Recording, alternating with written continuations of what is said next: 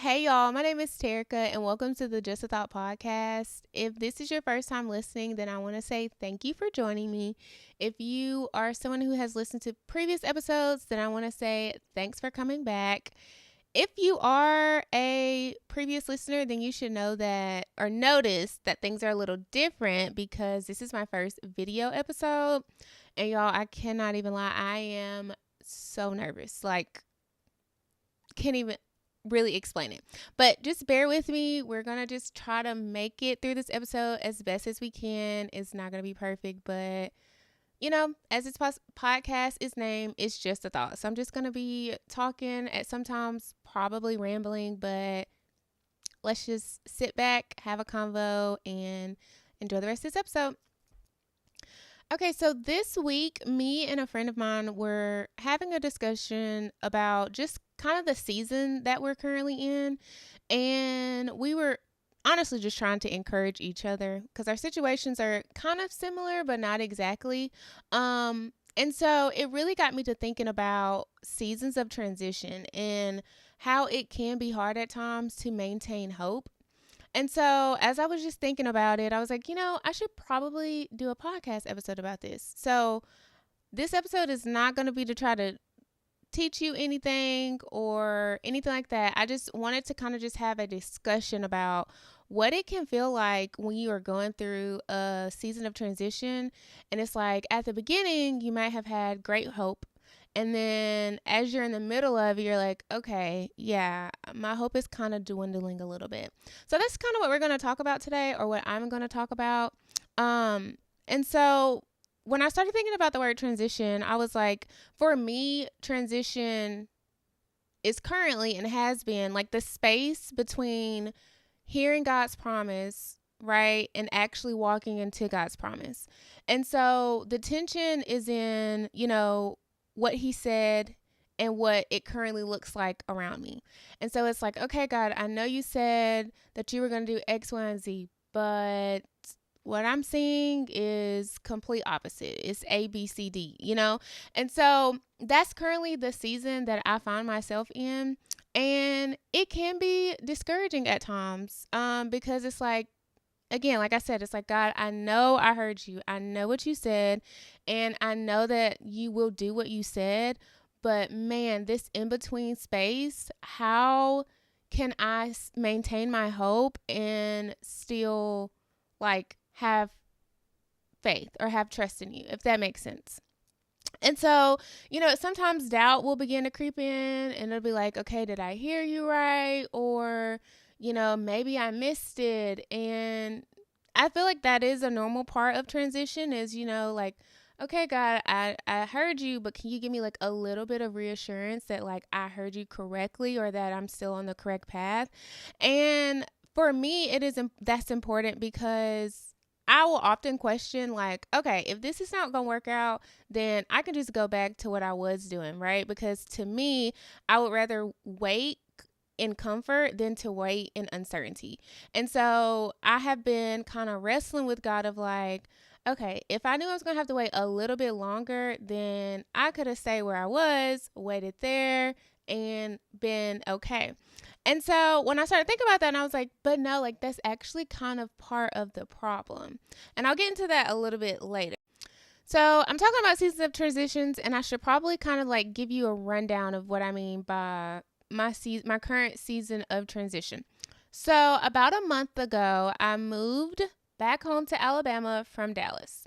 Now, I was in Dallas for like 7+ years and absolutely loved it. When I originally moved there in 2018, I knew that it was not my forever home, but you couldn't have paid me to think that I was going to move back to Alabama. I mean, I just never thought that I would. I had no desire to. And so I would say about a year ago, God really started dealing with me about moving. And so at first, thought that I'm thinking is like, okay, well, okay, God, I'm moving. Great. I knew I wasn't going to stay here forever. Let's go. Let's do this. And so as time went on, he started really dealing with me with the thought of like moving back home. And at first I was like, again, absolutely not. There's no way I'm doing that. No. And so I would say probably towards the end of last year, he really did kind of soften my heart. Not kind of, he really did soften my heart to the idea of moving back. And when I fully accepted that and fully surrendered to the fact that of okay, this is where God wants me in this next season of life, things really did begin to move. Now, things begin to move. When I say that, I mean things begin to move in like him confirming that yes, this is what he wanted me to do. And just kind of showing me of like, okay, there are things that, are waiting for me back home. And so when I finally made the leap a month ago to move, I was like, great, this is it. I've waited a year plus, on the final, like, go, you're ready. And I'm about to do it. I'm going. And so I moved a month ago and I just knew that things were going to progress a lot faster, right? I had hoped that things were going to progress a lot faster than they have been. And so now that I'm a month in and, God is still speaking, he's still reassuring. But like me and my friend were talking about earlier this week, it's like, whew, man, yeah, but this is still a lot to wait, And so for me, transition is the space, again, like I said, between God revealing the promise and you walking into it. And so again, when I was in Dallas and I thought that I was moving back to Alabama, or I knew that I was moving back to Alabama, I was like, when it was time for me to finally move, that was going to be it. I was officially going to be walking into my promise. And not to say that me making the faith move to move here was not the first step of me walking into my promise. I think it's just that sometimes when you have such a great expectation for things, you expect things to happen a lot quicker than they may happen. And so that is currently where I am. And I have been trying every day, I'll say every day, every other day, to kind of encourage myself of like, Terica, it may not be happening right now in this very moment, but what I can be rest assured in is that God does not lie, right? So if he promised me something, then he is going to do it. And so living in Dallas, I lived in Dallas for a majority of my 20s, and 20s are a time, okay? They're definitely a time. They're fun, all of the things, but they also hold like a lot of different challenges, or at least for me, it held a lot of different challenges. It just held a lot. And so there were many seasons of disappointment for me while I was in Dallas. And so after so many disappointing things, I started to build up like this self-sustaining like mindset, right? So like, okay, I don't like my job, God, and I want you to take me off of this job. You haven't done it yet. So, okay, well, it provides me great financial stability. Well, then I'll just spend my money on whatever I want to spend my money on until it's time to go. If I'm going to be here, then I might as well, enjoy it. Or, he provided me with great friendship and with great friendships. And so being able to be so close to them and go out with them and do all the things with them, all of those things were great, but it also allowed me to distract myself from true disappointment that I was experiencing for not yet being in a season that I thought that I should be in. And so now that God has given me the go to come to Alabama and whatnot, I feel like he has begun to really strip away that self-sustaining, that control, and I'm having to fully rely and trust in him. Yes, do I still have access to those friends? Do I still have friends here from back home? Of course.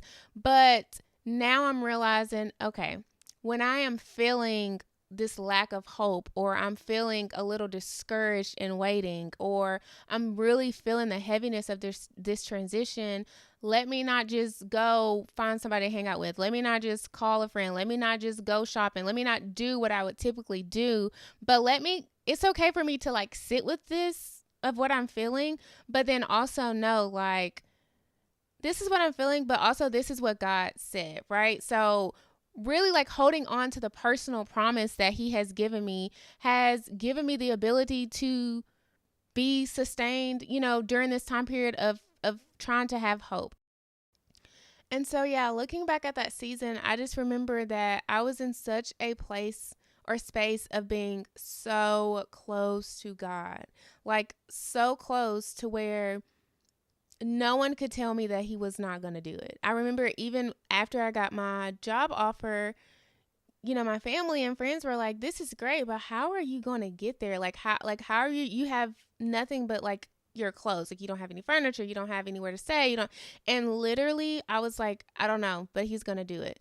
And I kid you not, me moving from Alabama to Dallas was literally nothing but God. From the finances to the apartment to the furniture, like everything was like completely ordained by Him. And so looking back at that, I'm like, man, God, you did that for me then. So I know without a shadow of a doubt that you can do it for me now. And so now being back home in Alabama, I'm like, okay, God, like I see what you're doing now, right? I'm having to fully rely on you. I'm having to fully depend on you again. And I can say that, yes, that is scary to do, but I'm going to do it, right? You did it for me before. I know that you can do it for me again. And my prayer and my belief and my faith and my hope is that you're going to do it even bigger this time. And so if you listen to my other episodes, you know that I'm always going to find a way to throw in the word, okay? So I was reading Romans 12:12, and it says, "Rejoice in hope, be patient in affliction, be persistent in prayer." And when I read that, I was like, man, that is literally like the season that I was in when I was hoping and believing and trusting in God in 2018. I was rejoicing in hope. I was patient in affliction, and I was persistent in prayer. And so sometimes when I read scripture, I like to just kind of like read commentary, just to kind of like maybe understand somebody else's point of view, or just kind of like maybe give vocabulary to what I'm feeling. And so when I was reading, I came across Charles Spurgeon, which I love his stuff. So I'm just going to read an excerpt from it. And so it says, "The Romans at the time that Paul wrote to them were subject to persecution. And in this verse, he mentions two remedies for impatience under such afflictions, remedies which are equally effectual under all the trials of life. The old physicians tell us of two antidotes against poison, the hot and the cold, and they dilate upon the special excellence of each of these. In like manner, the Apostle Paul gives us first the warm antidote, which is rejoicing in hope, and then he gives us the cool antidote, which is patient in tribulation. Either of these, or both together, will work wonderfully for the sustaining of the spirit in the hour of affliction. But it is to be observed that neither of these remedies can be taken into the soul except they be mixed with a draught of prayer.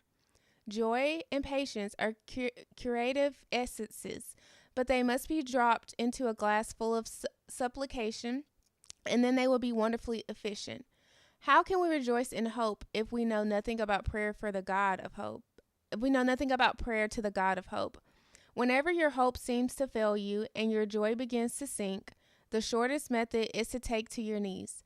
By remembering the promise in prayer, hope will be sustained, and then joy is sure to spring from it. For joy is the firstborn child of hope. And so, reading like his commentary of this verse, like I said, it took me right back to like 2018, right? And it was like I was able to hope while going through tribulation, have patience in tribulation because I was constantly praying.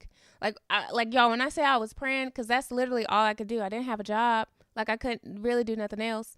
So I was literally praying, and believing. And I believe that that is also what built up my faith. I know that that is what built up my faith to where no one could tell me otherwise because I was in such close proximity and in such close connection to Him. And so, yes, having hope or maintaining hope in seasons of transition can be difficult. Like I said, I'm currently going through it. Is every day forward going to be an easy day? No, but I'm going to try to make it a good day by making sure that I am, for one, giving the day back to Him. I'm thanking Him for where He has me. I am in expectation of what He is capable and able of doing. And so my goal And I think all of our goal in seasons of transition should be to have full hope. And so for me, full hope is trusting without a shadow of doubt that he'll remember me, right? That he will remember me, that he will do right by me. And he reminded me, I in 2018, Terica, I did right by you, and you have to trust that I am going to do right by you now in this season. And so maybe you're going through something similar. Maybe you're going through a season of transition, whether that be off of a job, into a new city, into parenthood, into marriage, whatever the case may be. We're all going to go through seasons of transition. And I think it is so important to maintain hope to get us through. And knowing that this season, even though I'm waiting, it is not in vain. There's purpose for it. There's going to be fruit that is produced out of it. And that at the end of this season, I will have a better glimpse of full hope. And for me, full hope is trusting without a shadow of a doubt that God is going to remember me, right? So, like, he remembers us. And he reminded me that in 2018, I remembered you. And I'm going to remember you in this season of transition. I'm going to remember you in your next season of transition, because this is not going to be the last and only season. I'm going to remember you in the season after that. And resting in that, and really resting in the fact of like, okay, I can take my hands off of this. If you said you're going to do it, you're going to do it. I'm going to trust you. I'm going to have faith in you, and I'm going to hope. So hopefully this episode was encouraging to you. I know for sure it was encouraging to me. Like, even me sitting down, like actually talking my thoughts through and talking through like what I have been like silently praying and thinking about, is relieving for me, is relieving to know like, you can rest. I can rest in his promise. I can rest in this season of transition, because my hope is not going to waver. I'm going to stay steadfast in hoping and believing and knowing that you are going to do what you say you're going to do. And so, again, thank you for listening and tuning in to this podcast episode. There will be more episodes to come. I'm going to be more consistent now. I have conquered my fear of recording on camera. So now y'all about to be getting episodes every week. So yeah, if you don't know, I'm a certified yapper. So come back next week if you want to hear another episode. Have a good one.